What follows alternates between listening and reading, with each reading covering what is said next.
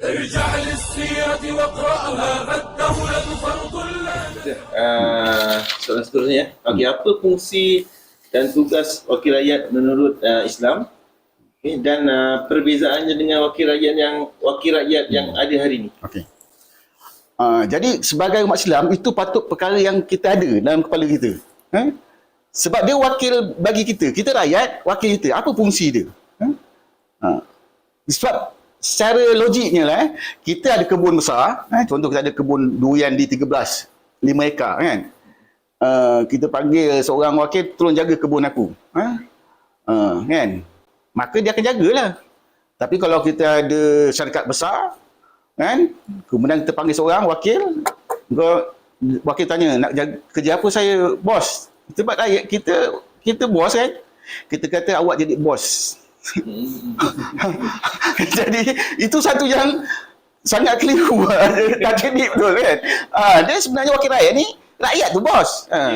Jadi kalau kita rujuk pada Islam, ajaran Islam, wakil rakyat ni dia adalah wakil yang bertugas untuk memuhasabah pemimpin.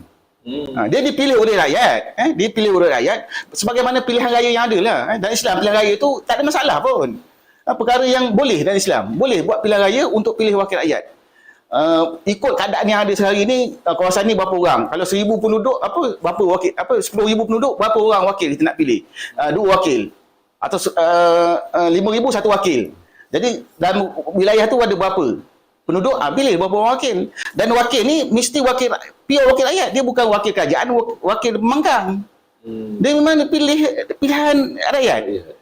Dia jadi kat situ dia bawa aspirasi rakyat, iaitu muhasabah pemimpin. Dan kalau dia ikut dalam Islam, wakil rakyat dalam Islam ni dia pergi majlis umat. Dia tak pergi ke parlimen atau DUN.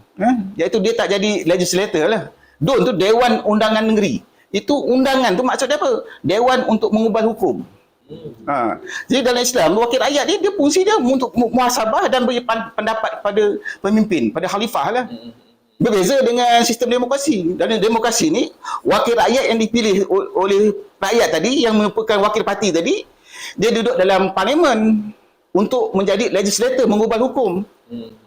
Kemudian dia jadi eksekutif untuk melaksana hukum yang digubah tadi. Akan itu dia jadi Perdana Menteri, dia jadi menteri menteri ini, menteri itu, macam-macam menteri. Umat tu dia jadi timbalan menteri, macam-macam timbalan menteri ada. Dia jadi esko, macam-macam esko. Lepas tu dia jadi pengusi, macam-macam pengusi. Semua benda nak jadi. Jadi dalam demokrasi maknanya dia ada dua, legislator dan legislatif tadi tu. Dia patut dua berhasilkan. Ni sekarang satu orang dia pegang dua benda. Dia bukan macam tu. Dalam Islam ni, wakil rakyat ni fungsi dia jelas untuk muhasabah pemimpin dan memberi masukan pendapat pemimpin. Kecuali wakil rakyat tu dipilih wakil rakyat tu dipilih sebagai pemimpin khalifah, itu satu boleh. Dia jadi khalifah, tapi menteri-menteri dalam sistem Islam bukan wakil rakyat. Wakil rakyat tak boleh jadi menteri dalam Islam. Dia duduk dalam majlis umat, dia bukan duduk parlimen, bukan duduk eksekutif. Dia tak boleh jadi menteri. Dia sebab tu dalam wakil rakyat Islam ni dia tugas dia jelas, iaitu muhasabah pemimpin, memberi masukan yang baik kepada pemimpin. Sebab itu tugas rakyat. Jadi dia ambil tugas ni, dia buat kerja tu. Dia buat kerja tu kenapa? Kena ketakwaan dia kepada Allah dan Rasul.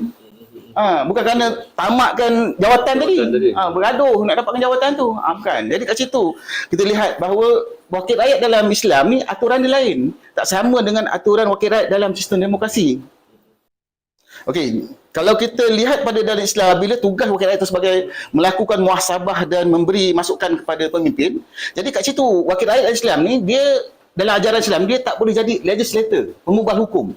Sebab apa dia tak boleh jadi pengubah hukum? Sebab Allah SWT berfirman dalam surah Al-An'am ayat 57, Inil hukmu illa lillah. Menetapkan hukum itu hanyalah hak Allah.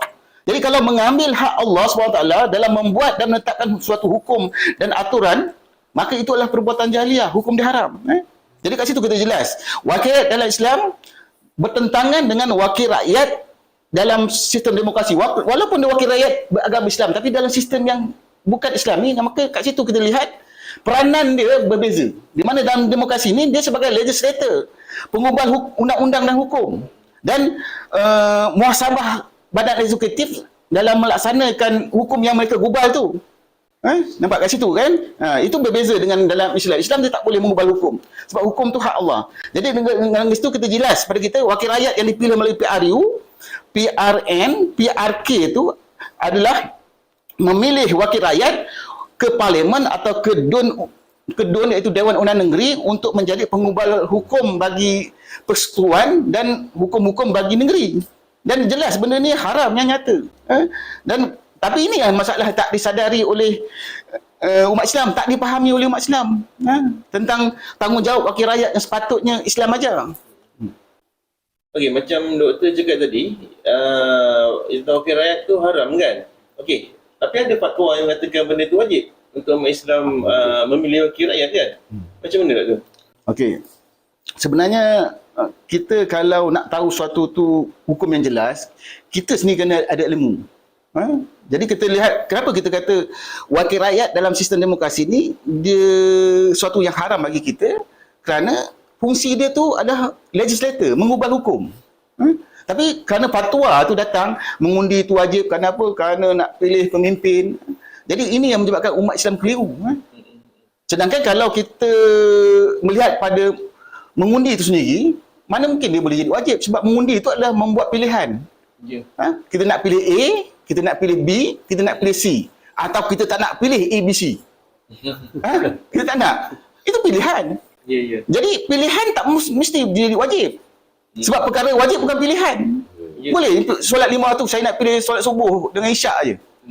Boleh? Tak boleh, benda wajib. Jadi benda pilihan dia tak boleh jadi wajib.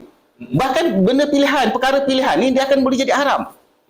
Kalau kita pilih benda haram. Sebab kaedah fikih menyatakan al-wasilatu lilal haram. Perkara yang bawa kepada haram, hukumnya haram. Jadi kalau kita memilih wakil rakyat untuk mengubah hukum, mana itu haram. Jadi jelas itu haram. Jadi kalau macam itu boleh dikatakan fatwa yang mengatakan mengundi ni wajib adalah haram. Bukan, kita tak boleh kata fatwa haram. Kita kata fatwa itu terbulu-bulu lah. Terbulu. Patut kita rakyat pun terbulu-bulu ikut. Dia sepatutnya kita kaji dulu dengan ilmu. Jangan terbulu-bulu tanpa ilmu. Lagipun kalau kita tanya orang yang bagi fatwa tu, kata, bagaimana mungkin memilih pemimpin yang tak mungkin menerapkan hukum Islam adalah satu kewajipan. Ya. Sebab dalam sistem demokrasi ni kita pilih wakil rakyat yang tak mahu menerapkan Islam dan yang tak mampu menerapkan Islam. Itu je pilihan yang ada. Tak ada dua pilihan. Carilah mana. Ini ya. Kita belum mampu lagi. Kita tak mahu lagi. Ada kena. Nampak? Itu fakta. Kita cerita fakta baru kita boleh meletakkan hukum. Ya betul. فبدون خلافة إسلام